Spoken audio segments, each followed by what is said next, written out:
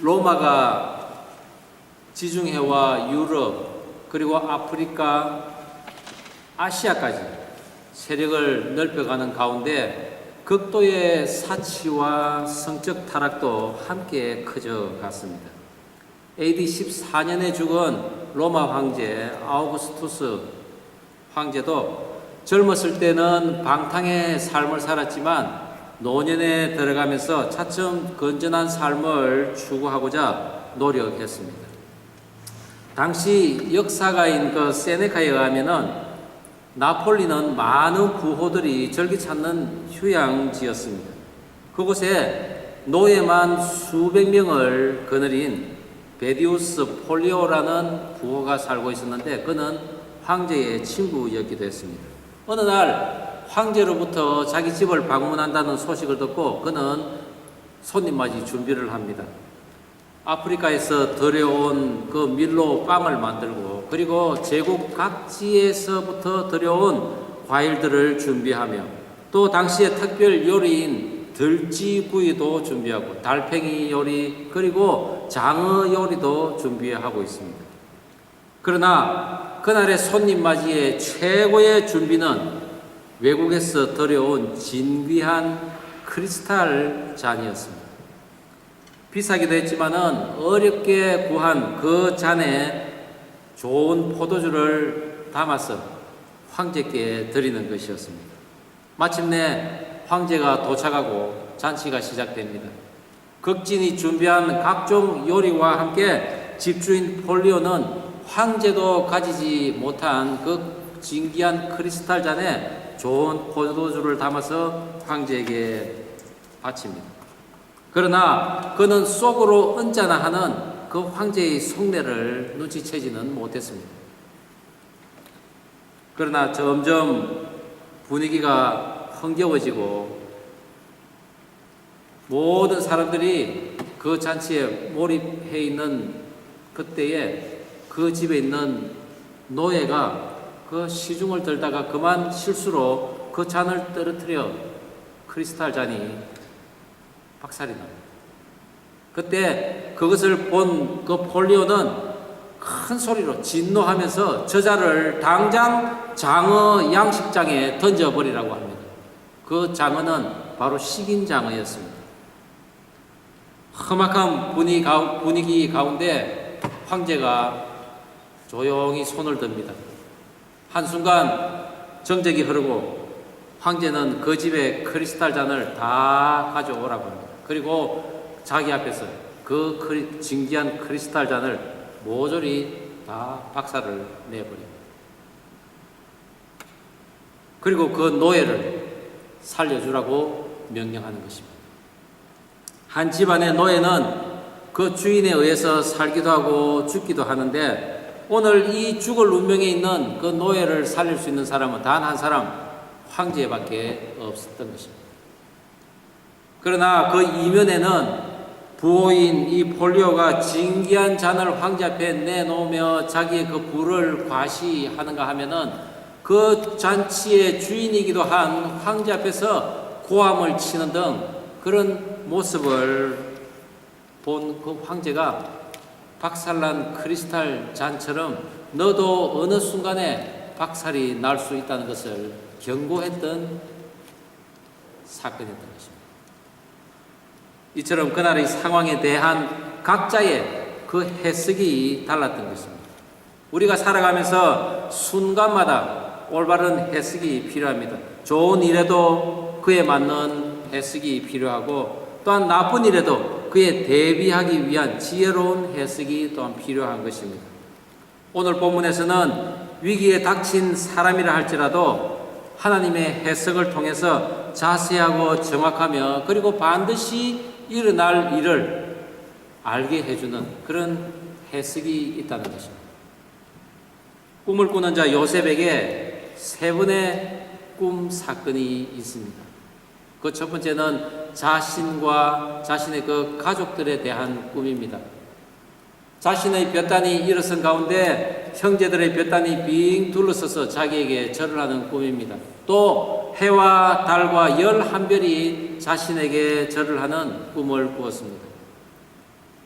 그러나 그가 집안의 머리가 된다고 해석을 한 형제들에 의해서 요셉은 노예로 팔려갔습니다. 애굽 왕의 시위 대장인 보디발의 집에까지 팔려온 이 요셉은 하나님께서 형통하게 하셔서 그가 일하는 곳마다 다 하나님의 능력이 나타나는 것입니다.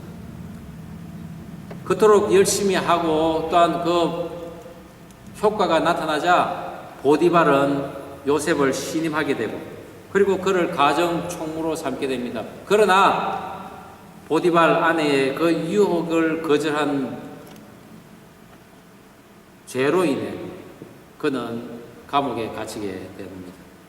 그러나 그것은 보디발의 그 가정에 있는 감옥이지만은 왕의 제수를 가두는 감옥입니다. 그곳에서 요셉은 바로의 꿈을 후일에 해석함으로써 애굽 총리가 되는 그런 과정을 지금 준비하는 하나님의 사역지였던 것입니다. 또한 이스라엘의 그 태동을 막는 그 음녀 보디발의 그 유혹을 하나님께서 차단시키신, 하나님께서 울타리를 치신 곳이기도 했던 것입니다.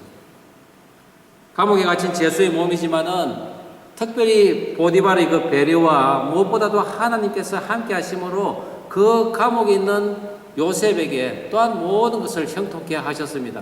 간수장이 그런 요셉을 믿고 모든 감옥의 재반 업무를 다 맡긴 것입니다. 그러다 어느 날 애굽 왕의 술 맡은 관원장과 떡 굽는 관원장이 들어옵니다. 그리고 그들이 각각 꿈을 꾸게 되는데 그것은 요셉의 앞날에 큰 계기를 제공할 두 번째의 꿈의 사건인 것입니다. 술 맡은 관원장은 복직이 되는 꿈이고 그리고 떡 굽는 관원장은 나무에 매달려 죽임을 당하는 꿈이었습니다. 그 꿈에 대한 해석을 하지 못해 근심하는 그들에게 모든 꿈은 하나님께서 해석하신다고 요셉은 담대히 선포를 합니다. 그리고 복직할 술 맡은 관원장에게 당신이 복직되고 나가면은 이제 나를 생각하시고 나를 이 집에서 구해달라고 간청을 합니다. 과연 그는 그 요셉의 해석대로 감옥에서 나가 복직이 되고 왕에게 다시 술 따르는 모습의 자리에 가게 되지만은 그는 요셉의 청을 잊어버리고 맙니다. 물론 3일 후에 당신은 나무에 매달려 죽임을 당할 것이라는 그 떡 굽는 관원장은 요셉의 해석대로 죽임을 당했습니다. 오늘 저는 하나님의 도를 바르게 지키고 사는 그 요셉이 하나님이 주신 그 꿈을 꿀 뿐만 아니라 다른 사람의 꿈도 해석하는 그것이 바로 요셉 자신을 위한 하나님의 해석이라는 것을 우리가 함께 살펴보기를 원합니다. 오늘 본문을 통해 요셉에 대한 하나님의 해석은 과연 어떤 모습일까요? 그 첫 번째는 바로의 술 맡은 관원장과 떡 굽는 관원장이 요셉이 있는 감옥으로 온다는 것입니다. 우리 오늘 본문 40장 1절, 1절에서 3절 말씀을 한 목소리로 다시 한번 읽어보겠습니다. 그 후에 시작. 그 후에 애굽 왕의 술 맡은 자와 떡 굽는 자가 그들의 주인 애굽 왕에게 범죄한지라. 바로와 그 두 관원장 곧 술 맡은 관원장과 떡 굽는 관원장에게 놓아여 그들을 신위대장의 집안에 있는 옥에 가두니 곧 요셉이 갇힌 곳이라. 요셉이 보디발의 집안에 있는 감옥에서 제수들에 대한 재반 업무를 다 관리하고 있을 때 왕을 보좌해오던 거물급 정치인들이 감옥으로 들어옵니다. 그것은 그들이 왕에게 죽을 죄를 지은 그 범죄를 저질렀지만은 요셉이 있는 감옥으로 들어옴으로써 구원을 받겠다는 것을 암시하기도 합니다.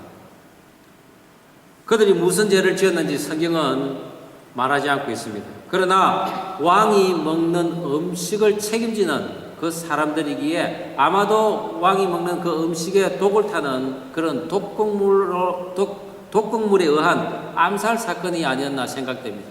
반역을 했다는 것입니다. 그들이 감옥으로 오자 왕의 시위대장도 특별히 자신이 생각하고 있는 그 요셉에게 그들을 섬기라고 부탁을 합니다. 이야기를 합니다. 여기서 섬기다라는 것은 샤라트라는 단어인데 전심으로 충성을 다하여 섬기는 모습입니다. 과연 요셉은 하나님을 섬기듯이 그들을 지극정성으로 섬기는 것입니다. 하나님을 사랑하는 자의 마땅한 모습을 지금 요셉은 보여주고 있는 것입니다.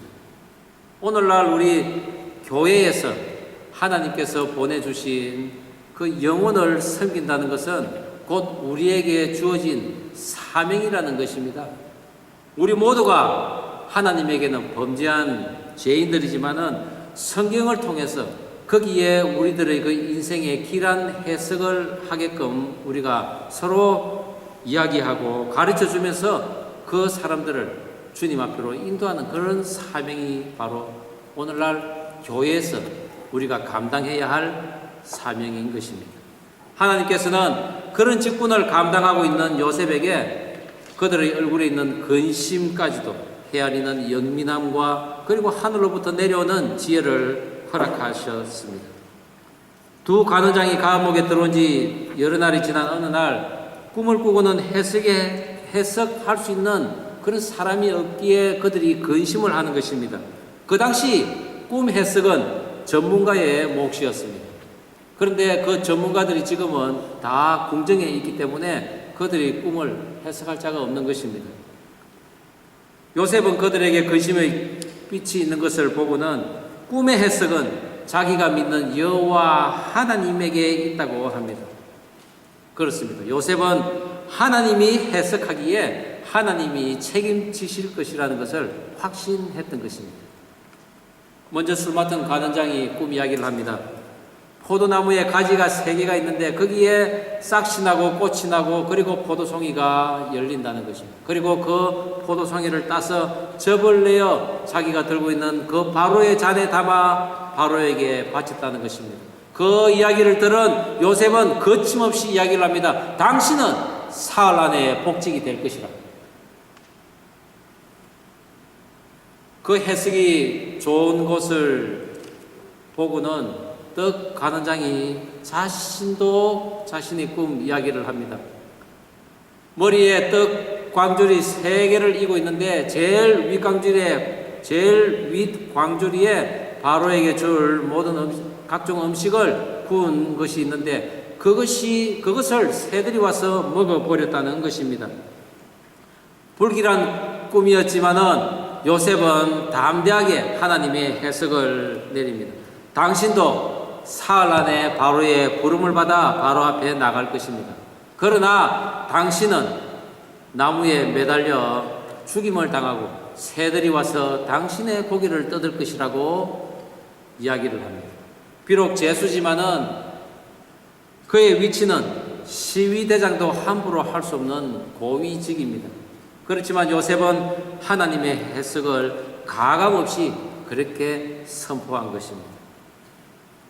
그리고 요셉은 술 맡은 간원장에게 당신이 복직이 되거든 나를 생각하고 내게 은혜를 주어서 나를 이 집안에서 나가게 하소서 하며 간청을 하는 것입니다. 그러나 요셉의 주인은 보디발입니다. 보디발도 어찌할 수 없는 그 상황, 오직 그 엄녀의 올가미에서 벗어날 수 있는 것은 왕의 명령밖에 없는 것입니다. 오직 바로만이 자신을 건져줄 수 있기에 그는 이제 술 맡은 간원장에게 그렇게 애청을 하는 것입니다. 앞선 예화에 설명한 것처럼 악인이 손에 빠진 자를 구할 수 있는 사람은 오직 왕밖에 없다는 것입니다. 그러나 여러분, 우리를 살리시는 분은 만왕의 왕이신 예수 그리스도임을 믿으시기 바랍니다. 둘 다 죄를 짓고 감옥에 투옥됐는데 한 사람은 복직되고 한 사람은 매달려 죽게 되었습니다. 그러나 하나님의 은혜는 요셉을 통해서 두 사람 다에게 간 것입니다. 한 사람은 나중에 바로가 꿈을 꾸고 그것을 번민할 때 요셉을 소개하기 위해 복직을 시킨 해석이었고, 나머지 떡 굽는 간원장에게 내려진 해석은 그가 앞으로 3일 후에 죽을 목숨이지만은 3일 동안의 회개의 시간이 있다는 것을 알게 한 것입니다. 요셉이 있던 감옥은 하나님의 말씀을 선포하는 교회의 기능을 지금 하고 있는 것입니다. 술 맡은 간원장과 떡 굽는 그 간원장의 꿈에 대한 하나님의 해석을 내려줌으로써 이방 땅에 있는 이 감옥이 하나님의 사명지가 된 것입니다. 그리고 두 사람의 머리를 들게 한 그런 귀한 역사가 일어난 것입니다. 디모데 전서에서도 밑보다 모든 사람이 받을 만한 이 말이여 그리스도 예수께서 죄인을 구원하시려고 세상에 임하셨도다 라고 말씀하고 있습니다. 범죄함으로 감옥에 보내진 이 두 간원장은 오늘날로 말하자면 모든 세상 사람들을 이야기하고 있습니다.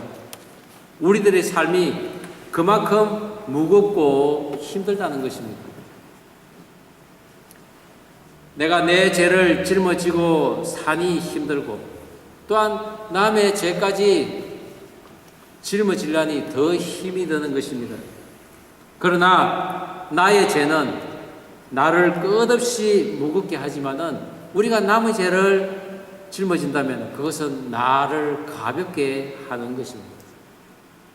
온 인류의 죄를 짊어지신 예수님께서도 마태복음 11장 30절에 내 멍에는 쉽고 내 짐은 가벼움이라고 하셨습니다. 왕에게 범죄한 자들에게 은혜가 있다면 특별 사면입니다.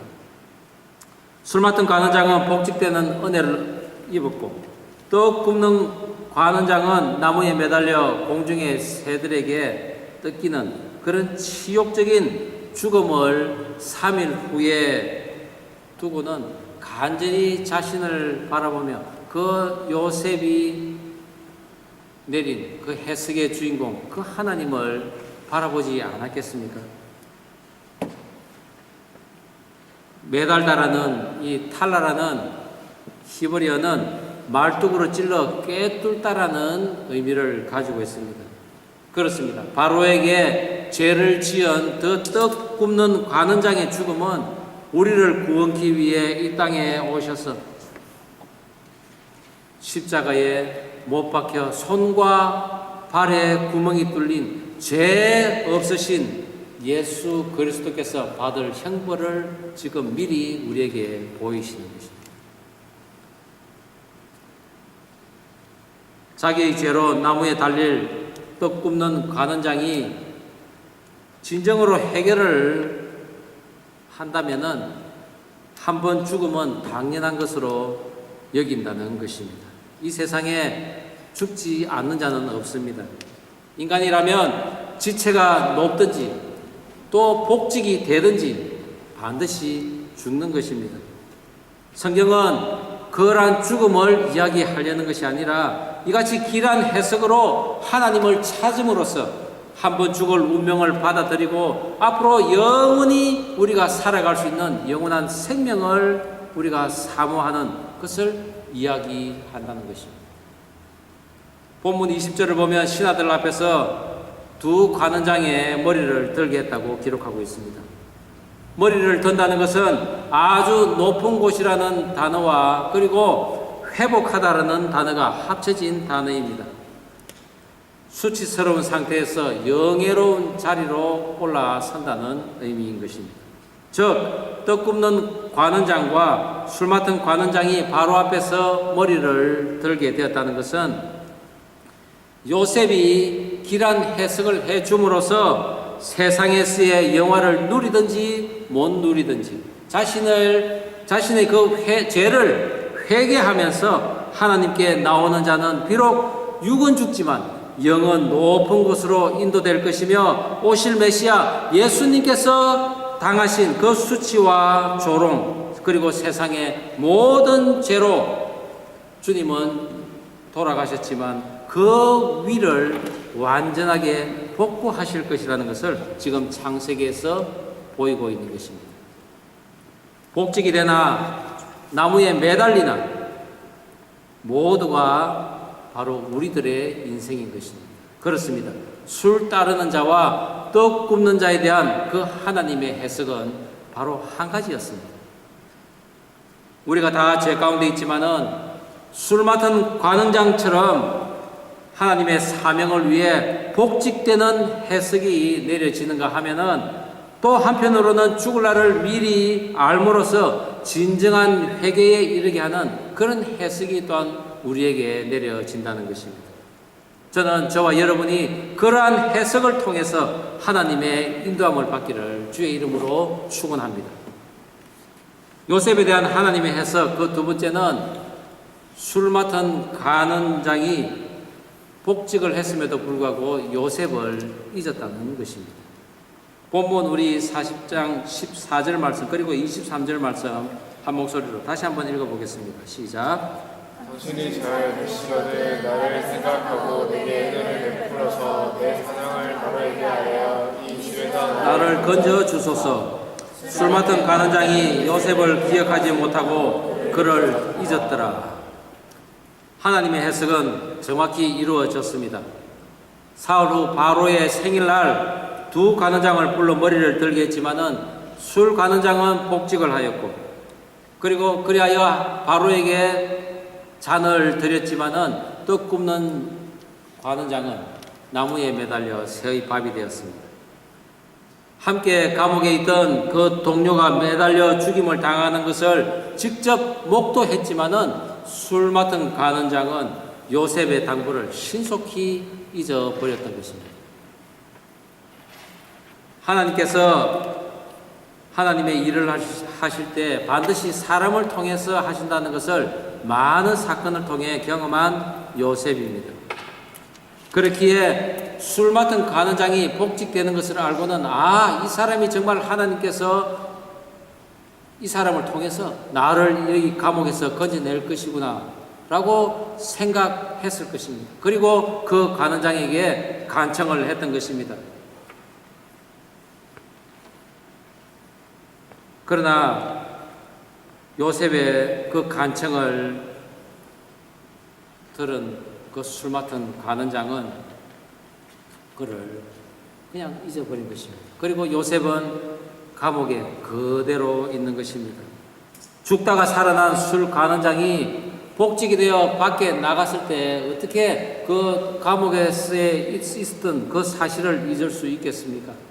내가 정말 죽을지 모를지 그런 상황이었는데 내가 꿈을 꾸었단 말이야. 그런데 그 꿈을 히브리인 노예가 정확하게 맞추어서 내가 이래 복직이 되었다고 정말 간증하고 자랑하지 않았겠습니까? 그러나 술 맡은 간원장에게 요셉은 한낱 이방의 노예요. 그리고 죄수에 불과했던 것입니다. 불쌍하긴 하지만은 그렇게 신경을 써가며 구해낼 그런 귀한 존재가 아니었다는 것입니다. 그러다 보니 시간이 지나면서 자신의 바쁜 일상으로 돌아가 버리고 요셉은 기억 속에서 사라져 버린 것입니다. 이것은 마치 값없이 받은 그 은혜로 우리가 구원을 받았는데 그 사실을 우리는 까마득히 잃어버리고 살아가지는 않는지 우리 자신을 돌아보게 하는 말씀인 것입니다. 그런 가운데 요셉은 자신을 다시 해석해야만 했습니다. 그렇구나. 아직 나아갈 시기가 아니구나. 이것이 하나님의 해석인 것입니다. 요셉이 간원장들의 그 꿈을 해석하면서 자신의 꿈은 해석하지 못하고 정말 조바심을 내었을까요? 저는 그렇게 생각하지 않습니다. 요셉이 술 맡은 간원장으로 인해 이곳에서 나갈 것이지만 그 때와 장소는 하나님께서 정하신다는 것을 요셉은 알았던 것입니다. 그 증거가 바로 요셉이 앞으로 바로의 부름을 받고 급하게 나갈 때에도 그는 목욕을 하고 수염을 깎고 그리고 의관을 정제하고 바로 앞에 나간 것입니다. 서두르지 않았다는 것입니다. 뿐만 아니라 재앙을 그 선포한 애굽을 위해 지혜롭게 대처를 하면서 감옥에서 요셉이 어떻게 시간을 보냈는지 우리는 추측할 수 있을 것입니다. 우리가 신앙생활하면서 아마도 가장 힘든 것이 기도를 했는데 응답을 받지 못하는 것일 수 있습니다. 그러나 기도하는 많은 사람들이 하는 한결같은 그 고백은 그동안 기도한 것이 다 이루어졌어요 라는 말이라는 것입니다. 저 또한 그런 경우를 당했다고, 아니 그런 경우를 겪었다고 감히 말할 수 있습니다. 우리의 기도는 다 이루어지는 것입니다. 요셉의 기도는 이루어진 것입니다. 술 맡은 그 관원장을 통해서 나가게 하실 하나님의 계획을 안 순간부터 그는 더욱더 열심히 하고 그리고 자신의 계획을 구체화하는 것입니다. 민첩하게 제수들의 수종을 들면서 앞으로 자기가 행할 그 역할을 다 공부를 지금 하고 있는 것입니다. 물론 성경에 그런 요셉의 자세한 상황을 기록해 주지 않았습니다만은 그것은 그렇게 산 사람들은 요셉의 그런 상황을 다 이해할 수 있을 것이라고 하나님께서 생각하셨기 때문이 아닐까요? 만약에 술 관원장이 나가자마자 요셉을 석방시켰다면은 요셉은 어떻게 했을까요? 내가 그토록 열심히 했는데 이곳에서 이런 험악한 꼴을 당하니 정말 이곳에서 이제 못 있겠구나. 그리고 그 아버지가 정말 보고 싶어서 그 고향 가나안 땅으로 돌아가지 않았겠습니까? 그러나 그것은 하나님의 큰 계획을 이루는 반대 방향으로 가는 길이었습니다. 그렇습니다. 우리가 이 땅에 소명을 이루는 길은 아버지에게로 가는 것이 아니라 아버지가 나에게로 오는 것입니다. 그리고 우리가 축복의 대상을 구하러 다니는 것이 아니라 그 축복의 대상을 하나님께서 우리에게 보내주시는 것입니다. 우리는 보내진 그곳에서 맡겨진 소임을 다하는 가운데 하나님을 기다리며 기도하고 찬양하는 가운데 내 영혼이 피곤치 않도록 내 자신을 관리하는 것입니다. 시편 42편 11절에 다윗이 이렇게 고백합니다. 내 영혼아 너가 어찌하여 낙심하며 어찌하여 내 속에서 불안해하는가? 너는 하나님께 소망을 두라. 나는 그가 나타나 도우심으로 말미암아 내 하나님을 여전히 찬송하리로다. 이것이 저와 여러분의 고백이 되기를 바랍니다. 남아공화국의 그 넬슨 만델라 대통령은 감옥에서 29년 동안이나 있었는데 그는 그곳에서 미래를 준비하며 매일같이 운동을 하여서 그가 감옥에 들어갈 때보다 오히려 더 건강해져서 나왔다고 합니다. 그렇습니다. 하늘로부터 꿈이 부여된 자들은 어둠에서 더욱더 많은 준비를 하고 더욱더 많은 기도를 하는 것입니다. 그때가 바로 은혜의 때이기 때문입니다. 저는 여러분들도 하나님이 주시는 그 꿈과 그리고 소망하는 미래가 있다면은 지금 여러분들이 준비를 해야 된다는 것입니다. 그 다가올 그날을 위해 그 역할을 훌륭하게 수행하기 위해서 지금 더 수고를 해야 하는 것입니다. 그런 자세를 여러분들이 가질 수만 있다면은 여러분은 이 땅에서 이미 하나님으로부터의 해석이 내려졌다는 것을 믿으시기 바랍니다. 해석하다는 이 원어는 파타르라는 단어입니다. 활짝 연다는 의미를 가지고 있습니다.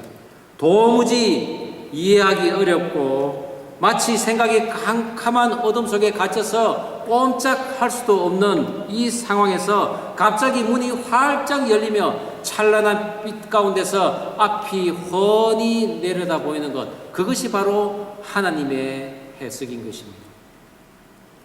앞서 예를 들은 부자 폴리오는 크리스탈 잔을 가진 자신의 상황에 대한 그 해석을 하는데 황제의 해석과는 전혀 다른 해석을 했던 것과 같은 것입니다.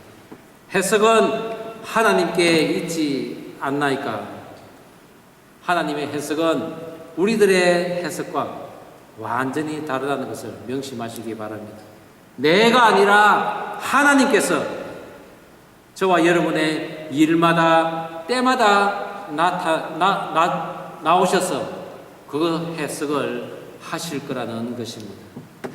비록 지금은 감옥에 갇힌 것 같은 현실과 소망이 더디 올 것 같은 그런 상황일지라도 우리가 하나님을 온전히 바랄 때 하나님께서는 한치의 오차도 없이 완전한 방법으로 그리고 완전한 때에 하나님의 해석을 해 주실 것입니다. 그리하여 우리로 하여금 존귀하게 머리를 들게 하실 것입니다. 저와 여러분, 그와 같은 하나님의 해석이 우리의 삶에 매일 이루어지기를 주의 이름으로 축원합니다. 기도하시겠습니다. 우리 이 시간 다 함께 기도하면 좋겠습니다. 우리의 삶에서 언제나 나의 해석이 아니라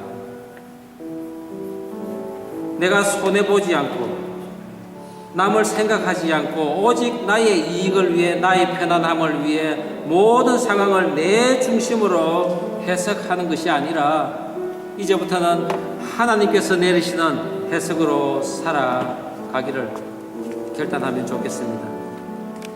하나님 방법으로 해석된 그 삶을 살아갈 때 하나님께서 우리의 머리를 드시고 존귀하게 사용하실 것을 믿습니다. 라고 우리가 하나님 앞에 기도하기를 원합니다. 우리 다 함께 기도하시겠습니다. 하나님